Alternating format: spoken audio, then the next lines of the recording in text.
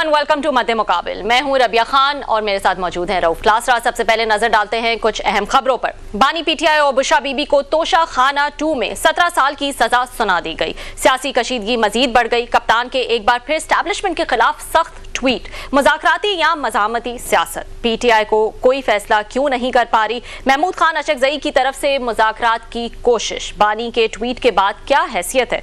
9 मई के सख्त सजाओं के बाद पाकिस्तान तहरीक इंसाफ के पास कौन सा सियासी हल है? इस अहम सियासी इशू पर बात करने के लिए हमारे साथ मौजूद होंगे सीनियर तज्जियाकार नसरुल्लाह मलिक साहब। इसके अलावा एयर ब्लू जहाज क्रैश के मुतासरीन को 15 साल बाद इंसाफ मिल गया। अदालत का बड़ा फैसला, मुतासरीन के अहले खाना को हर्जाना अदा करने का हुक्म। इस अहम अदालती फैसले पर भी हम बात करेंगे आज के शो में, और इस पर बात करने के लिए हमारे साथ मौजूद होंगे सुप्रीम कोर्ट के सीनियर वकील उमर फारूक आदम। और कौमी असेंबली खारजा कमेटी इजलास में चेयरपर्सन हिना रब्बानी खर ने फॉरेन ऑफिस की कारकर्दगी का पोस्टमार्टम कर दिया। अफसरान की कारकर्दगी पर सख्त सवालात उठा दिए। प्रेस काउंसलर्स और ट्रेड काउंसलर्स की बदतरीन परफॉर्मेंस पर भी नाखुश। सिफारत खानों में इन असामियों को खत्म करने का मशवरा भी दे दिया। दुनिया भर में फैले पाकिस्तानी सिफारत खानों का $22 मिलियन किराया अदा करने का इंकशाफ। कमेटी इजलास की अंदरूनी कहानी आज जानेंगे रऊफ क्लासरा की जबानी।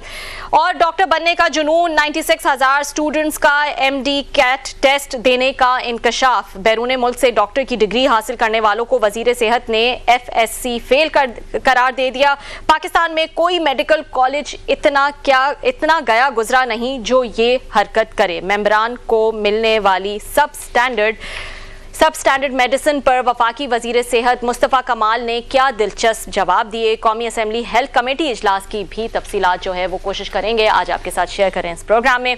लेकिन सबसे पहले बात कर लेते हैं मुल्क की सियासी सूरत हाल पर, और जैसे कि मैंने कहा कि इस पर बात करने के लिए हमारे साथ मौजूद हैं सीनियर सहाफ़ी और तज्जियाकार नसरुल्लाह मलिक साहब। अस्सलाम वालेकुम मलिक साहब, बहुत शुक्रिया ज्वाइन करने के लिए। थैंक यू, बहुत शुक्रिया।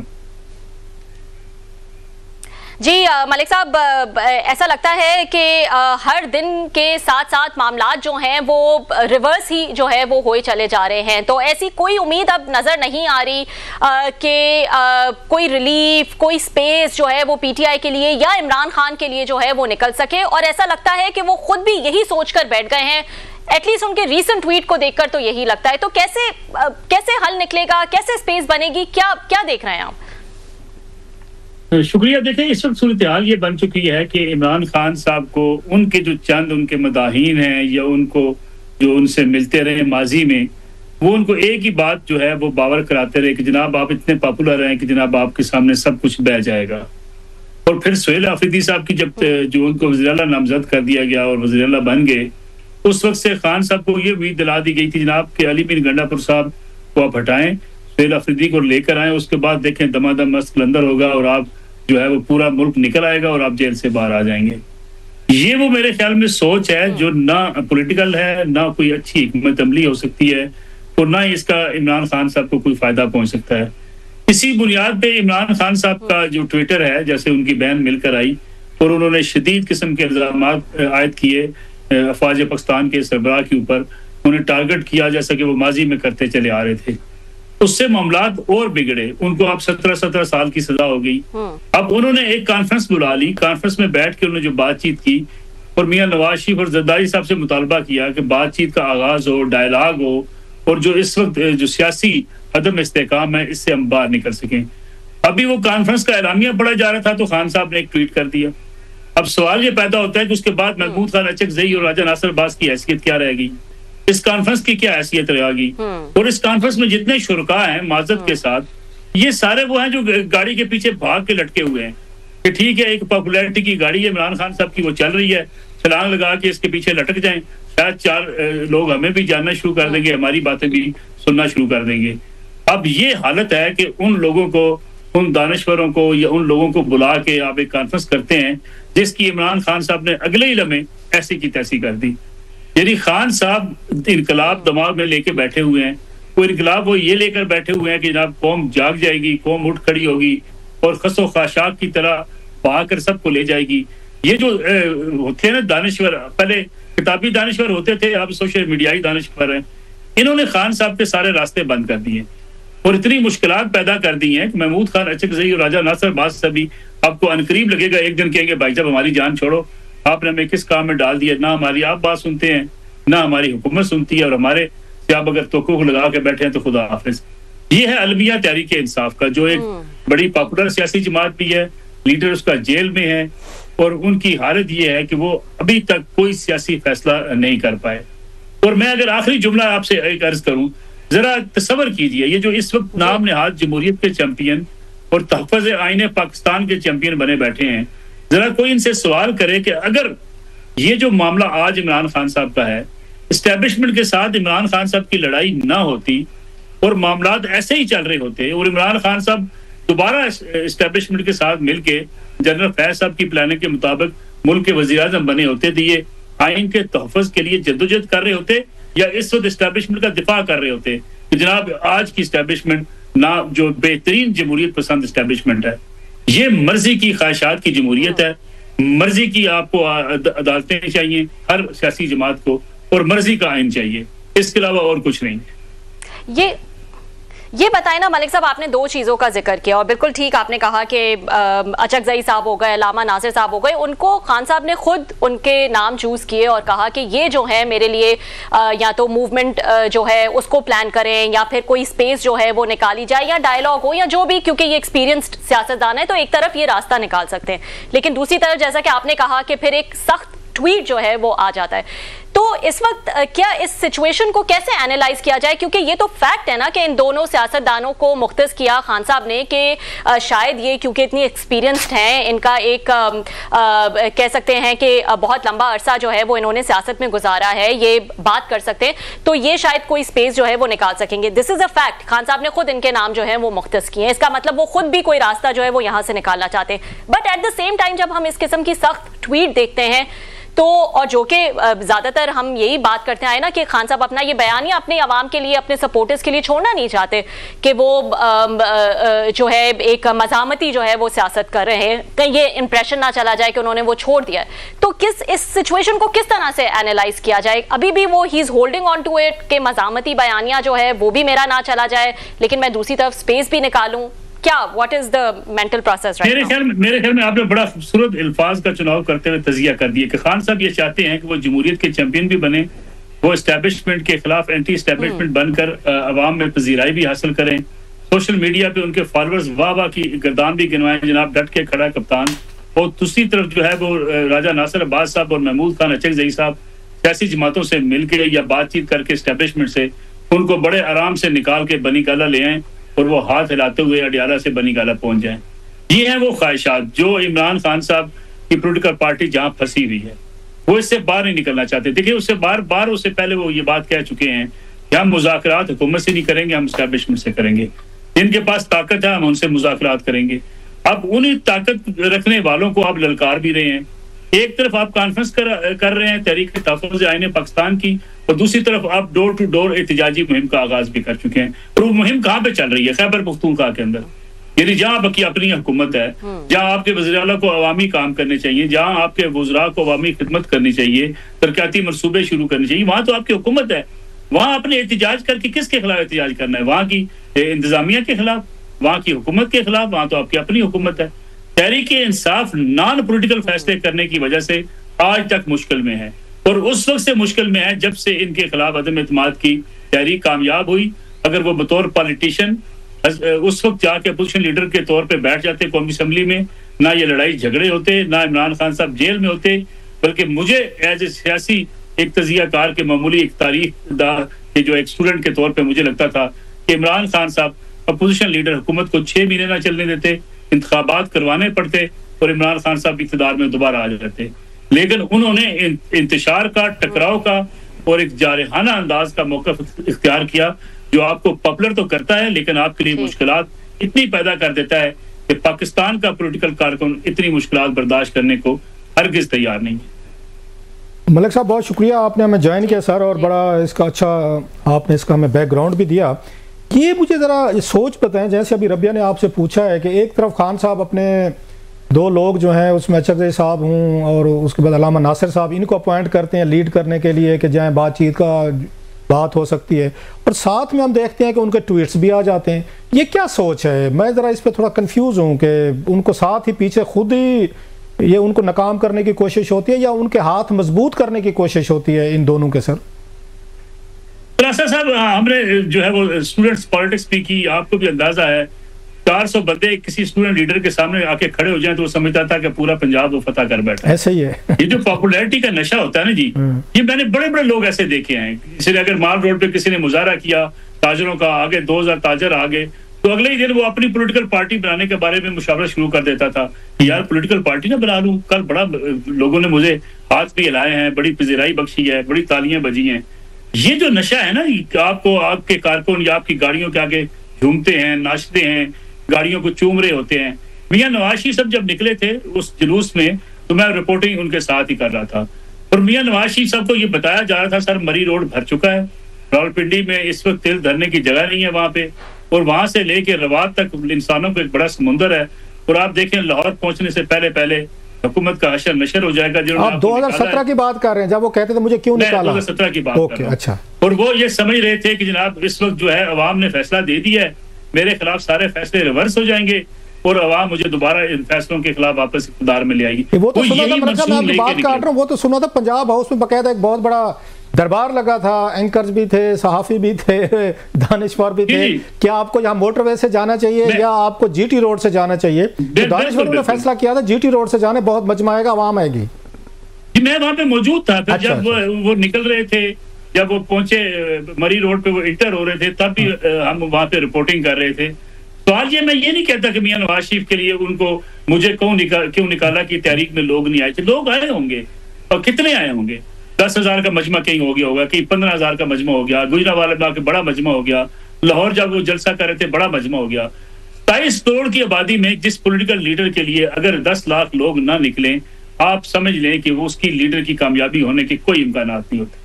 आज तक जितने जलसे हमने मोची दरवाजे में हमने बड़े जलसे कवर किया। मलिक साहब, आपने अभी बड़ी दिलचस्प बात की है, मैं आपको टोके बगैर रह नहीं सकता, प्लीज पार्डन में, कि मुझे याद है 2007 यहाँ पे 10 सितंबर मियां नवाज शरीफ साहब लंदन से आ रहे थे अपनी एग्जाइल को वो ख़त्म करके, मैं, हमारा यार वारशा शरीफ और 2 और भी जर्नलिस्ट थे। तो एयरपोर्ट पे मुझे याद है, मैं नाम नहीं लूँगा, जो ये कह रहे थे, उन्होंने कहा मियां साहब आप बस इस्लामाबाद उतरें, ऐसे समझे खामनई वाला मतलब ईरानियन वो लीडर, वो खामनई वाला इनकलाब आने वाला है, इतने सारे लोग होंगे इस्लामाबाद एयरपोर्ट पे, जहाज़ को आएंगे, वो पूरी की पूरी रुकावटें तोड़ के आएंगे और जहाज़ से आपको कंधे पे बिठा के जीटी रोड के जरिए लाहौर ले जाएंगे और आप उसके बाद आप फाते हैं।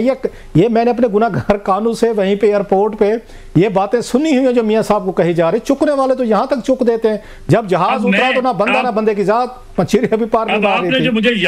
आपने भी मुझे याद करवा दिया एक बड़े अहम लीडर पाकिस्तान तहरीक इंसाफ के, जब ये मुलाकातें हुआ करती थी, तो एक साहब उनसे मुलाकात करके आए, तो मैंने उनसे पूछा खान साहब का मोराल कैसा है, खान साहब क्या सोच रहे हैं? तो बिल्कुल ये बातें कि उनके खान साहब तो समझ रहे हैं जी कि इनकलाब आने वाला है, लोग सड़कों पर आ जाएंगे और ये जेल के दरवाजे टूट जाएंगे।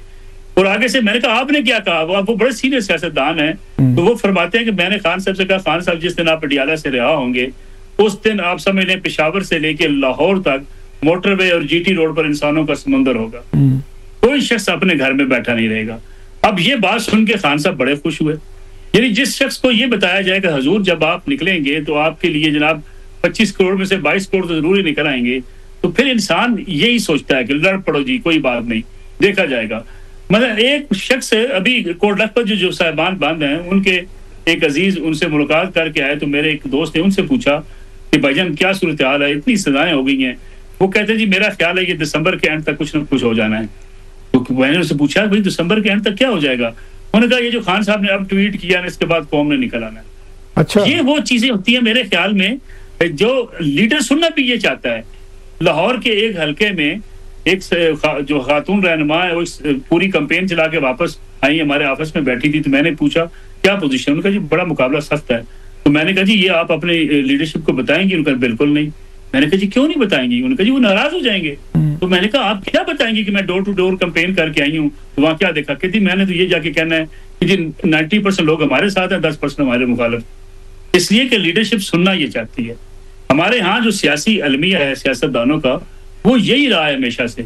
वो ये समझते हैं कि जनाब इस वक्त पूरी कौम जाग उठी है और सारी कौम उनके साथ खड़ी है। खान साहब भी इसी गलतफहमी का शिकार हैं और यही गलतफहमी उनको, ठीक है मैं मानता हूं। मलिक साहब थोड़ा सा आगे चलते हैं। अभी आपने वीकेंड पे, क्योंकि आप भी अपने शोज करते हैं, जब ये फैसला आया हम वीकेंड पे नहीं थे, मैं और रबिया शो नहीं कर रहे थे, आपने किया, कवर भी किया, बड़ा तफसील से आपने इसको डिस्कशन भी की है अपने शोज में।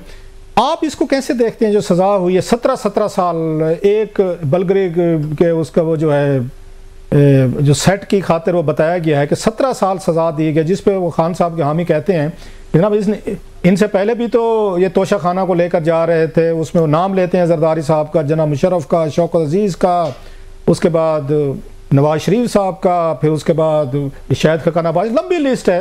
तो कहते हैं उनमें से तो किसी को सज़ा भी नहीं हुई, किसी को कुछ भी नहीं हुआ, और यहाँ सज़ा दी गई है। तो 17 साल खान साहब को और 17 साल, ये वाकई इतनी बड़ी ये थी, केस था कि 17 साल सज़ा दी जाती। इसमें आपको नज़र आ रहा है कोई थोड़ा जानबूझ के सज़ा ज़्यादा दी गई है और इतनी बनती नहीं थी?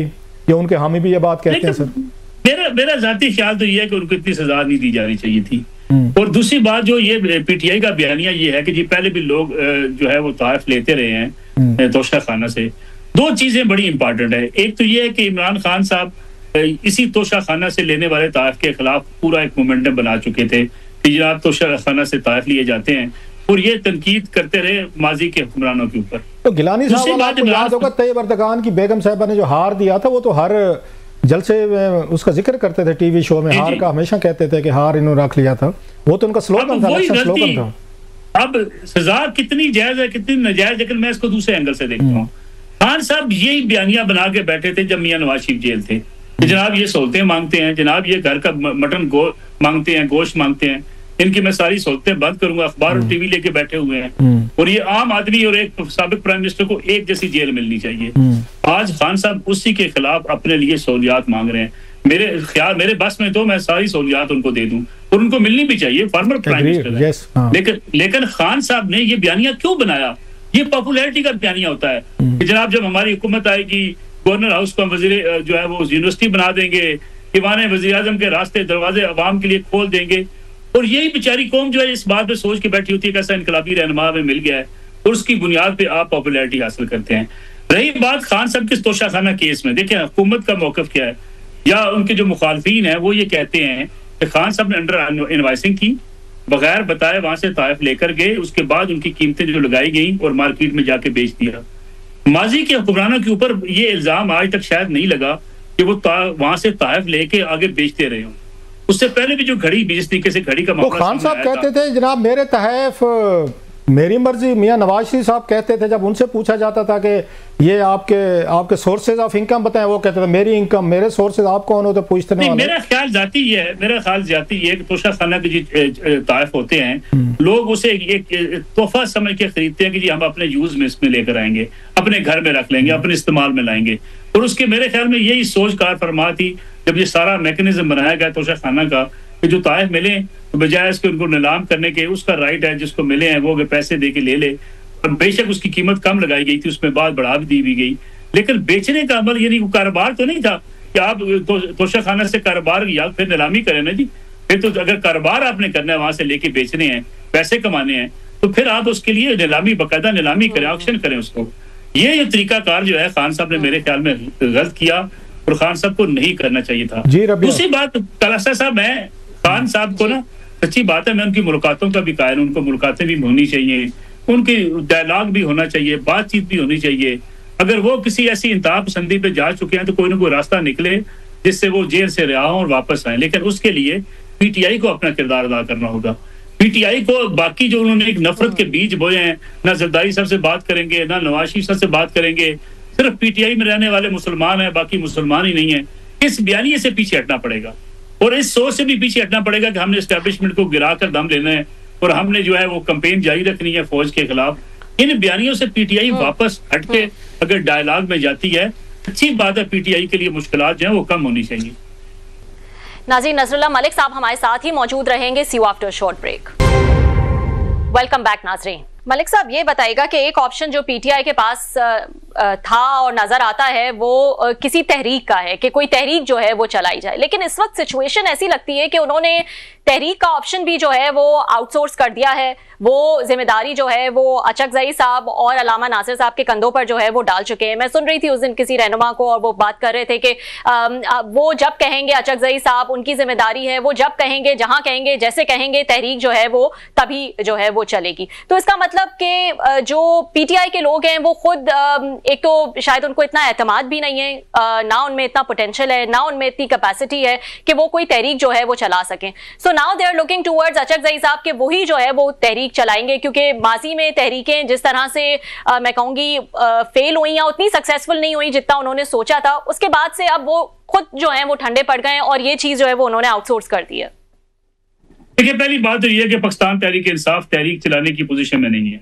मैं बड़ी जिम्मेदारी से एक बात कहता हूं कि 99% लोग उनके कंप्रोमाइज्ड हैं, जो खुद एस्टैब्लिशमेंट के दरवाजे पे जाके दस्तक दे रहे होते हैं, वहां बातचीत कर रहे होते हैं और अपना जो है वो मामलात आगे बढ़ा रहे होते हैं। इसलिए वो तो तहरीक चला नहीं सकते। लीडरशिप जब कंप्रोमाइज्ड हो जाए तो तहरीक कौन सी चलेगी। दूसरी बात, अचकजई साहब और अल्लामा राजा नासिर अब्बास साहब वो कोई ऐसी तहरीक नहीं चलाएंगे जो आपको लगे कि कोई एहतिजाजी तहरीक जिसके अंदर वो वाले हालात हों जो अली मीर गंडापुर साहब या सुहेल आफरीदी साहब सोचा करते हैं। वो बाकायदा अगर तहरीक चलाएंगे, बड़ी पुरअमन किस्म का जलसा करेंगे, पुरअमन किस्म का कन्वेंशन करेंगे, उसमें आएंगे, तकारीर करेंगे और घर चले जाएंगे। ना वो लंबे धरने देने के कायल हैं, ना महमूद खान अचकजई को है वो इस्लामाबाद बंद करने के कायल हैं, ना वो बंद करने का ऐलान करेंगे। और जो इमरान खान साहब की सोच है ना कि पूरा मुल्क बंद कर दे, मैं भी कुछ रोज पहले ही देख रहा था कि पीटीआई वाले कह रहे थे कि हम पेशावर की फलां रोड बंद कर देंगे। भाई आप रोड बंद करके पेशावर के लोगों को तंग करेंगे, उससे हासिल क्या करेंगे? आपने अगर पेशावर के लोगों को तंग करना है तो लोग आपसे मुतनफर हो जाएंगे। तो मेरा नहीं ख्याल इस वक्त कोई तहरीक चलती आपको नजर आती है। ना पीटीआई में जान है, ना इस वक्त तहफ़्फ़ुज़ है जो उनकी तहरीक आईन बहाली की तहरीक है, वो कोई ऐसा एक्सट्रीम फैसला करके कोई ऐसी एहतिजाजी तहरीक महमूद खान अचकजई चलाएंगे जिससे आपको लगे कि शायद वो उखाड़ दो और फेंक दो। इस किस्म के नारों पे वो बिलीव भी नहीं करते और मेरा नहीं ख्याल वो पुरअमन कॉन्फ्रेंसों के अलावा कोई बड़ी एहतिजाजी तहरीक चला पाएंगे। जी अच्छा मलिक साहब, ये बताइएगा कि खान साहब के जहन में ये बात क्यों बैठ गई है कि मैं एहतजाजी तहरीक के जरिए ही मैं रिहा हो सकता हूँ, एहतजाजी तहरीक के जरिए मैं पावर में आ सकता हूँ। ऐसी कौन सी कोई आपके जहन में आती है पाकिस्तान की तारीख में? कोई मैं भी छोटा मोटा पढ़ता रहता हूँ, आप मुझसे ज्यादा पढ़ते हैं, रबिया भी पढ़ती होंगी यकीनन। तो ऐसा कोई वाकया हुआ है पाकिस्तानी तारीख में 78 साल में किसी लीडरशिप जेल में गई और उनकी पार्टी ने एहतजाज करा के उनको रिहा करवा लिया? आखिर इनके जहन में कहाँ से ये चीज आई हुई कि सिर्फ लड़ाई झगड़े और ये फड्डे और इन तहरीकों से और डट के वो खड़ा कप्तान के जरिए हम अपनी रिहाई कराएंगे? ये किसने इनको ये यकीन दिलाया हुआ इस बात का? ये 9 मई से पहले एक साहब मेरे प्रोग्राम में तशरीफ लाए लाहौर में, करासा साहब। तो मैंने उनसे वैसे पूछा कि आप इतनी इस ज्यादा ज़हन साजी कर रहे हैं, हालात खराब कर रहे हैं, तो ये किस वक्त ऐसा होगा कि खान साहब की गिरफ्तारी हुई या कोई ऐसे मामलात बिगड़े तो ये तो लोग सड़कों पर आएंगे और आपके लिए मामलात जो है वो शायद मुश्किल हो जाए, पुलिस उनको मारेगी और मुश्किल हालात होंगे। उन्होंने कहा पुलिस मारने की आप बात सोच कहाँ से रहे हैं? जब लाखों और करोड़ों लोग निकल आएंगे तो फिर आगे तो कोई खड़ा ही नहीं हो सकेगा। और आपको मैं बताऊं, आपको ये मियां नवाज शरीफ सबसे पहली सारी फ्लाइटें पकड़ के ये लोग इस वक्त इन्होंने वीजा लगवा लिए मुल्क से भागने के चक्कर में। क्लासा साहब, इस किस्म के जब आपको चीजें सुनाई जाती हों तो उस वक्त आप तो सोचते हैं कोई बात नहीं यार, फांसी चढ़ जो खैर है। लेकिन मलिक साहब ये बताएं कि जो बात करने की कोशिश करते हैं, जो आप रीजन लॉजिक की या कॉमन सेंस की बातें कर रहे हैं, पार्टी के अंदर लोग भी हैं, ये नहीं कि नहीं है पीटीआई के अंदर, अब वो क्राउड नजर नहीं आता जैसे आप कह रहे हैं कि अगले सुनना नहीं चाहते। अब क्या करें? इस पार्टी में जो भी जरा सेंसिबल बात करता है, कोई थोड़ी सी अक्ल की बात करता है, रीजनिंग की बात करता है, उस पर 3-4 इल्जामात लग जाते हैं, ये कंप्रोमाइज्ड है। जैसे आप भी ने अभी एक लफ्ज यूज किया कि 90% कंप्रोमाइज्ड है, फिर उन पर इल्जाम लग जाता है ये जना फौज के एस्टेब्लिशमेंट के टाउट हैं, ये एजेंसियों का मुखबिर है, ये मीर सादिक है, ये मीर जाफर है, ये गद्दार है। जब ये सारी चीजें आप पे इल्जाम लगे, अगर आप थोड़ी सी बातचीत करें, सियासी बात, वो मतलब किसी के पार्टी के अंदर, तो फिर वो क्यों अपने आप पे गद्दारी के टाइटल ले लें? आज तक इस पार्टी को और कोई गद्दार नहीं कहता, ये खुद एक दूसरे को गद्दार कहते रहते हैं सर। अभी 6 लोगों को इन्होंने, अभी खान साहब ने फिर खुद कहा है, वो जो गए थे वहां पे एनडीजू में, तो इन हालात में कौन सेंसिबल गुफ्तगू करेगा सर? पार्टी के अंदर कौन ब्रेक थ्रू की कोशिश? देखिए करासा साहब, ये बात आपकी दुरुस्त है कि पार्टी के अंदर से भी उन्हें मुखालफत का सामना है। बैरिस्टर गौर ने हाथ मिला लिया था वज़ीर आज़म शहबाज शरीफ साहब से, उनके खिलाफ कैंपेन चला दी गई। जनाब आपने हाथ क्यों मिलाया है? ये जो सोशल मीडिया पे बैठे हुए इनके पॉलिटिकल कारकुन हैं, इन्होंने पार्टी के लिए ज्यादा मुश्किलात पैदा कर दी। अब दूसरी बात देखें, अभी इस वक्त जेल में खान साहब के बाहर, अडियाला के बाहर जो लोग इकट्ठे हुए, उसने मुझे कुछ साहब बता रहे थे 500 के लगभग थे, लेकिन एक साहब थे जिनसे मैंने पूछा कितने लोग थे, कहते जी मैं तुम्हें बता नहीं सकता कितने लोग उमड़ आए थे। आपको अडियाला के इर्द गिर्द इंसानों का समुंदर था। ये जो इंसानों का समुंदर वाले अल्फाज जब बताए जाते हैं, उससे बंदे को उम्मीद हो जाती है कि ठीक है थोड़ा सा और दबाएं, शायद एस्टैब्लिशमेंट जो है वो झुक के किस दिन आ जाए। आप देखें ना, एक साहब है वो सोशल मीडिया पे ही अपना विलाग करते हैं, वो कहते हैं जी बड़ी खबर आ गई, सारी फौज की लीडरशिप अडियाला पहुंच गई, खान के पांव पकड़ लिए। वो तो आप लाहौर के हैं सर, वो जिनकी आप बात कर रहे हैं वो तो आपके लाहौर का, तो वो तो लाहौर से तल्लुक रखते हैं। इस किस्म के जब आप फुल झड़ियां छोड़नी होंगी लीडरशिप के लिए, तो ये हालात हैं मेरे ख्याल में पीटीआई के लिए। अच्छा ये बताइएगा मलिक साहब कि इस वक्त ये लगता है कि जैसे किसी दौर में कुलसूम नवाज शरीफ साहबा और तहमीना ये दौलताना साहबा नजर आती थी नवाज शरीफ साहब के लिए, शरीफ फैमिली जेल में थी, लीडरान जेल में थे और पार्टी तितर बितर थी, पीएमएलक्यू में घुस गए थे, तोड़ फोड़, इसी तरह की तोड़ फोड़ जनाब मुशर्रफ के दौर में स्टार्ट में हमने देखी थी 12 अक्टूबर के बाद। तो उस वक्त कहा जाता था कि पूरी पार्टी में पीएमएल नवाज में 2 ही मर्द हैं जो रजिस्ट कर रहे हैं, एक तमीना दौलताना साहब है, दूसरे उनका कुलसूम नवाज शरीफ साहबा का कहते थे।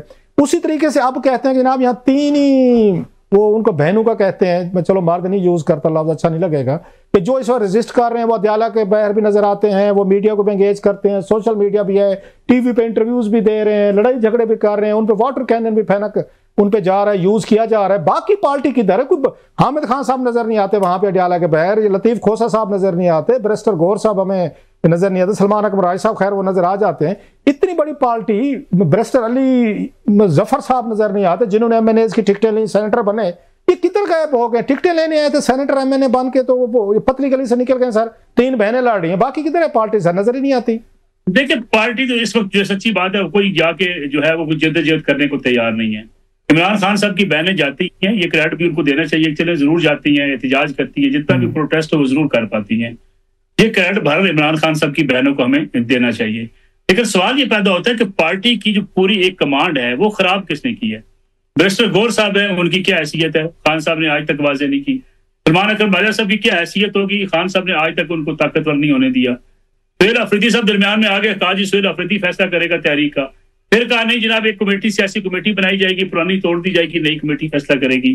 फिर कहा गया नहीं जी राजा नासिर अब्बास साहब, महमूद खान अचकजई फैसला करेंगे। इमरान खान साहब खुद कंफ्यूज्ड हैं। वो अगर ये बात कह दें कि मेरी आज के बाद जो मामलात हैं ये अलीमा खान साहब देखेंगी, पार्टी पॉलिसी वो देंगी, एहतिजाज की कॉल वो देंगी, लीड वो करेंगी, तो लोगों को समझ आ जाए कि ठीक है भाई हमने अलीमा खान की बात माननी है। इस वक्त ग्रुप किसका है? ये सलमान अकबर राजा साहब का ग्रुप है, ये बैरिस्टर गौर साहब का ग्रुप है, ये अलीमीन गंडापा का ग्रुप है, ये जनाब सुहेल अफरीदी साहब का ग्रुप है। ये पीके के अंदर भी आप देख रहे हैं कैसी वैसे मलिक साहब लास्ट वर्ड मलिक साहब ग्रुप एक ही है और वो अलीमा खान साहब का ग्रुप है, सबको पता है। बाकी ग्रुप जो आपने नाम लिए वैसे ही आपने एक तकल्लुफ ही किया है, आप सब समझते हैं कि अलीमा खान साहबा जो है उन्हीं का ग्रुप है, वही फैसले कराते हैं। ये तो पार्टी सारी कहती है कि उन्हीं की तरफ ही सारे देखते हैं, वही फैसले कराती है। Last word sir. मेरा नहीं ख्याल, देखे ना मिशाल यूसुफजई साहब को वो रोकना चाहती थी सेनेटर बने जाए, मिशाल यूसुफजई सेनेटर बन गई। देखिए कुछ चीजें ऐसी हैं जहाँ उनका मिशाल साहबा का पीर जरा तगड़ा था, तो वही मैं आपसे अर्ज कर रहा हूँ। देखें जहाँ जहाँ उनके अपने जो है वो मुख्तलिफ लोग जो है किसी और धड़े के साथ है, वो किसी अलिया हमजा साहबा, उनको सलमान अकबर राजा साहब नहीं मानते। अब देखें ना उनको इमरान खान साहब ने चीफ ऑर्गेनाइजर पंजाब लगा दिया, सलमान अकबर राजा साहब ने उनकी पकड़ के ऐसी तैसी कर दी। पार्टी के अंदर चेन ऑफ कमांड खान साहब को बनानी चाहिए थी। चौधरी परवेज अली साहब को सदर रखा हुआ है, वो मेरे ख्याल में अब तो एजाजी सदर बन गया ना। सदर साहब की हैसियत क्या है? क्योंकि उससे सलाम नहीं लेना चाहता, या पार्टी का ओहदा ही खत्म कर दें, सदर किसी और को बना दें। ये इमरान खान साहब ने पार्टी, लेकिन वो सदर भी थोड़ी सी हिम्मत करके परवेज अली साहब इस्तीफा दे दें। अगर मुझसे भी कोई नहीं पूछता, सलाम नहीं करता, मुझसे कभी जिक्र नहीं करता, तो थोड़ी सी कट सी उन्हें भी दिखानी चाहिए कि वो इस्तीफा दे दें। है सर, आप उनका विजिटिंग कार्ड भी लेना चाहते हैं? पाकिस्तान में तो बंदे को विजिटिंग कार्ड चाहिए होता है ना, इसके ऊपर बंदा लिख ले प्रेसिडेंट प्लान। तो ये मेरे ख्याल में इतना तो रहने दें। असल में ये सियासी जमातें हमारे यहाँ, ये अफराद की पार्टियां हैं, ये पार्टी की तंजीम बनने नहीं देती। Right sir, thank you very much sir, बहुत शुक्रिया मलिक साहब, very kind sir.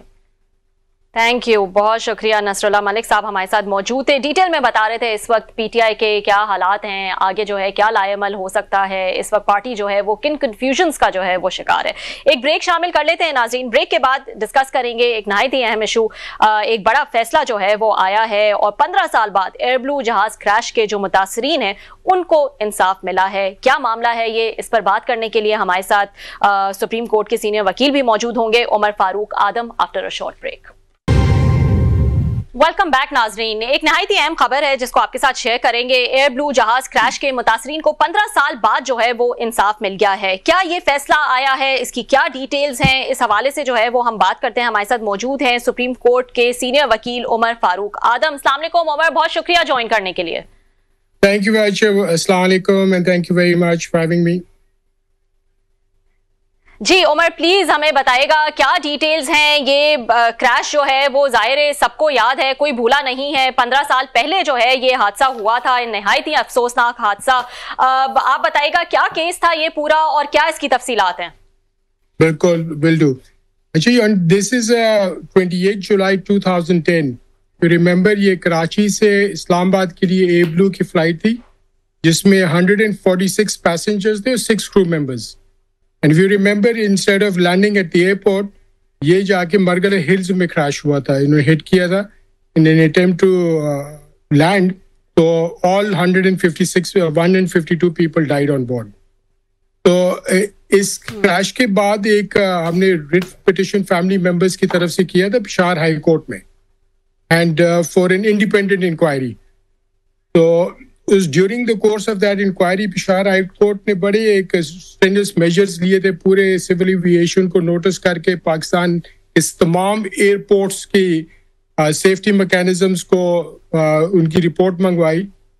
And but then it kind of lost its way, और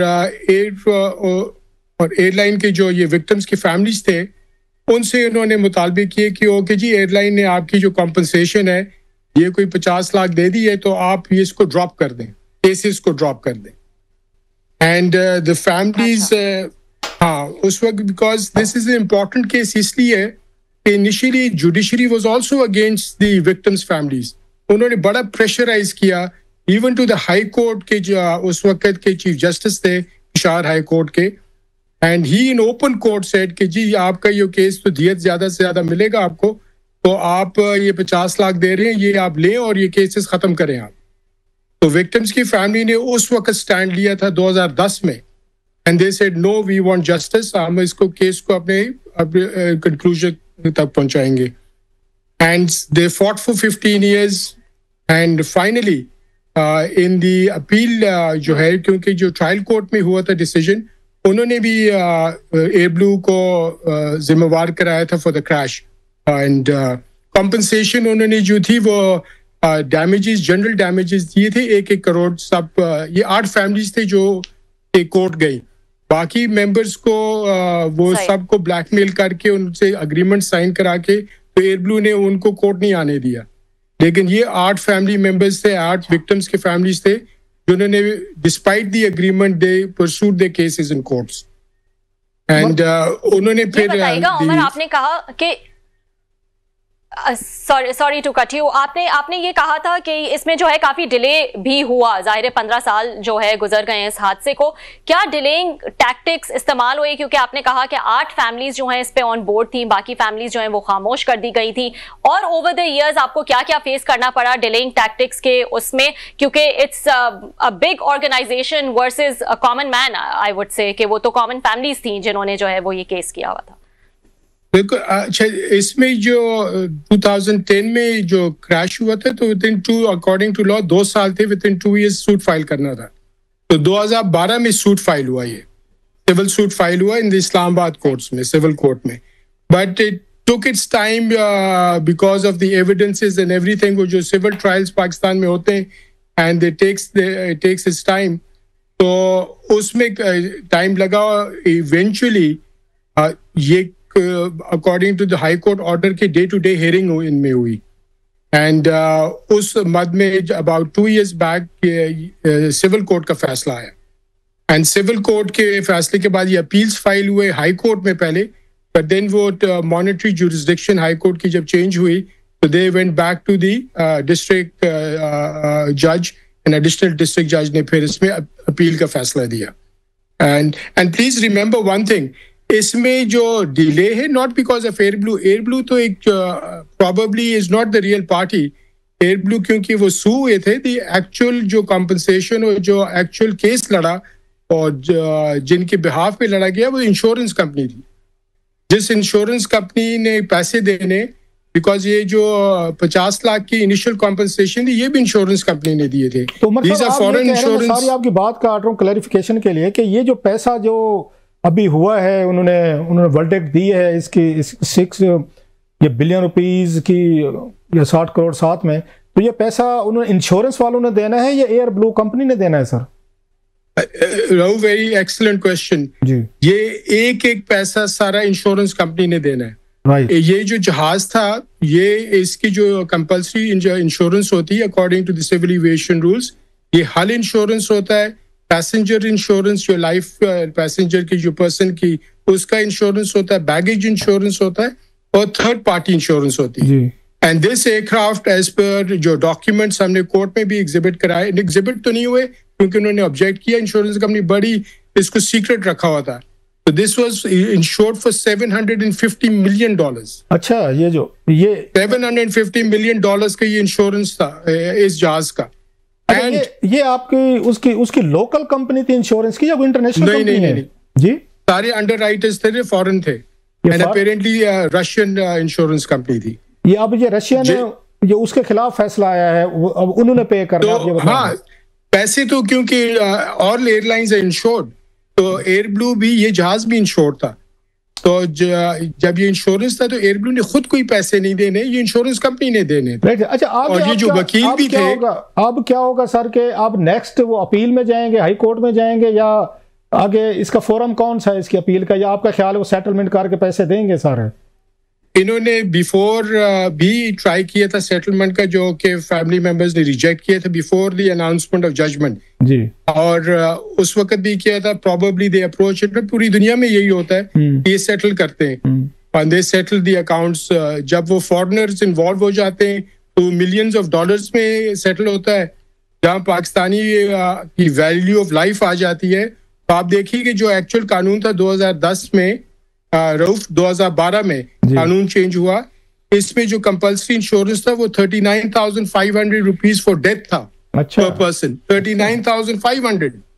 फिर 2012 में ये जो रेट 39,500 था ये 1934 में सेट हुआ था और आज तक 2012 तक ये चलता रहा. 2012 में इन्होंने कानून देखा जी, ओहो ये तो 39,500 इज रिडिकुलस, तो उन्होंने 5 मिलियन ईच कर दिया था और वो भी इंश्योरेंस कंपनी ने देने थे. अच्छा, इसका फर्दर क्या होगा? बहुत बड़ी एक मेरा ख्याल, इससे पहले मुझे नहीं याद आ रही कि इस तरह की कंपनसेशन जो है कभी नहीं हुआ जी. एब्सोल्युटली नहीं. इससे पहले जो आपका क्रेडिट है, you are one of the brilliant वकील हैं. मैं ये जानता भी हूँ, आपके बहुत सारे सक्सेस स्टोरीज हैं आपके केसेस की. सुप्रीम कोर्ट में हूँ, हाई कोर्ट्स में या लोकल डिस्ट्रिक्ट कोर्ट्स में, विटनेस टू मैनी थिंग्स. तो ये सर अब फर्दर क्या होगा, इसका क्या प्रोसेस होगा? वो अपील में जाएंगे या वो सेटलमेंट करेंगे? और जो आपको सेटलमेंट की ऑफर कर रहे थे वो कितनी अमाउंट ऑफर कर रहे थे? इसके बराबर थी इसके 6 बिलियन की या इससे कम कर रहे थे? नहीं, रिडिकुलस जी. वो पेनीज में थी और ये पाउंड्स में. I mean they were offering pennies. अच्छा. हाँ, वो समझ रहे थे कि जी ये हम इनको प्रेशराइज करके family. Remember one thing, one of the family members जिनका गौर रहमान साहब है, आई टेल यू, वो रेडी लगाते हैं सब्जी मंडी में कराची में. अच्छा. ठीक है ना. उनका बेटा आ रहा था, young boy of 22 years old, वो आ रहा था, उस ट्रैवल कर रहा था एंड उस हादसे में उसकी, वो खुद सब्जी मंडी में रेडी लगाता था और सुबह के टाइम पे डेली वेजर था. राइट. सो उनको प्रेशराइज, उनकी भी बड़ी हिम्मत है कि वो उनके वालिद साहब खड़े हुए और 15 साल लड़ते रहे इस इंश्योरेंस कंपनी. मतलब उन्होंने सेटलमेंट कबूल नहीं की अपने उसके बेटे? नहीं कबूल की, नहीं कबूल की और बड़ी बात एब्सोल्युटली नहीं. और एंड इनके पास एक अपॉर्चुनिटी है, ये तो अपील का डिसीजन है, तो they got a right to second appeal. तो वो हाई कोर्ट में एक सेकंड अपील कर सकते हैं. और लेकिन but we will also file for execution and all that. I think insurance company को भी रियलाइज करना चाहिए कि जी 15 साल इन्होंने काफी विक्टिमाइज किया फैमिली मेंबर्स को, काफी इन्होंने वो किया। It's about time to settle. दुनिया में उसमें खासे पैसेंजर थे, मोर देन मतलब अच्छी खासी बड़ी तादाद में 146 पैसेंजर्स थे। उसमें सिर्फ 8 फैमिलीज कैसे खड़ी हो गई? बाकी ने आप बता रहे थे कि अपनी सेटलमेंट उनको 50-50 लाख मिले, तो इन्होंने अपने लॉयर्स के थ्रू एक अग्रीमेंट साइन कराया, रिलीज अग्रीमेंट उनको कहा, जो कोर्ट में ये डर के मारे प्रोड्यूस नहीं कर सके। हमने इनको सुप्रीम कोर्ट में भी कहा कि जी वो रिलीज एग्रीमेंट, उसमें उन्होंने लिखा कि जी हम आपको 5 मिलियन उस वक्त देंगे जब आप हमें, और सारी कंपनी जो 150 कंपनियों के नाम लिखे थे कि किसी पे आप दावा नहीं करेंगे, no matter under what circumstances in any jurisdiction of the world। तो किसी पे आप, तो एक रिलीज एग्रीमेंट सब पे साइन किया, उनको बुली किया, और उस 2 साल की पीरियड में जब लिमिटेशन पीरियड था उसमें उनको निगोशिएट ही कराते रहे, और जब वो 2 साल का पीरियड खत्म हो गया, सूट नहीं फाइल हो सकता था, तो उन्होंने वो साइन करा दिए और फिर उनको 5 मिलियन दे के उनको चुप करा दिया। But these are the 8 families जिन्होंने कहा कि जी we will not accept the money, और and even will still go to court.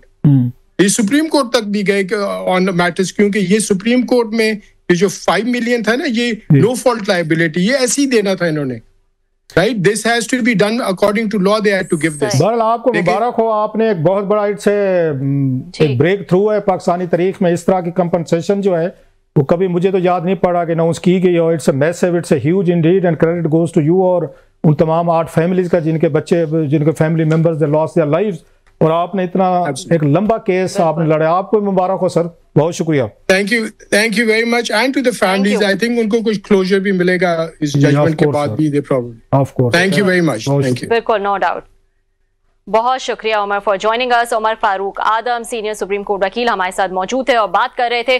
बड़ा इंपॉर्टेंट डिसीजन जो है वो आया है। एयर ब्लू जहाज क्रैश हम सबको याद है 15 साल पहले, इसमें तकरीबन 152 लोग जो हैं वो इसमें जान से हाथ धो बैठे, और अब जो है इसके केस का जो है वो फैसला आ चुका है। आज के लिए नाजरीन इतना ही, कल आपसे फिर मुलाकात हो।